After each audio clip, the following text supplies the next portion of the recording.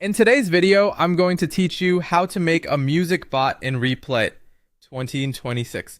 We'll walk through using Replit's prompt-driven workflow to get a music bot scaffolded quickly, and I'll share clear guidance so you know exactly what to type and what to expect at each stage. First, open your browser and head to Replit. This brings you to the main workspace where new projects are created and managed. Take a moment to let the page load completely so all interactive elements appear. We'll be using a built-in prompt area that helps generate code from plain English. Once you're on the dashboard, look around the main screen. You should see a central area dedicated to creating projects and an input box where you can describe what you want to build. If the interface feels busy, that's normal. Focus on the prompt box, since that's our starting point for the bot. Now click into the prompt box. This is where you'll give Replit clear specific instructions. Think of it as talking to a helpful engineer. The more precise you are, the better your starting code will be. You don't need to be overly technical, but do list the features you want. Type your prompt to describe the idea.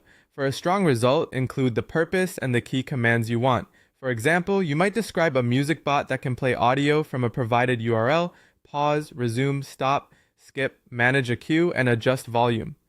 Mention the programming language you prefer, like Python or JavaScript, and the style of interface you want, such as a simple command line interface or a lightweight web UI.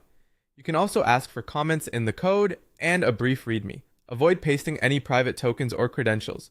Keep the description generic and safe. When you're happy with your description, press enter on your keyboard. This submits your request and triggers the generation process.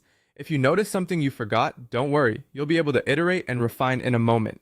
Replit will generate your prompt immediately. You should see a project scaffold appear with files, folders, and dependency suggestions. Skim through the generated files and read the README if one was created. This quick review helps you understand what the code is doing and where to adjust behavior or naming.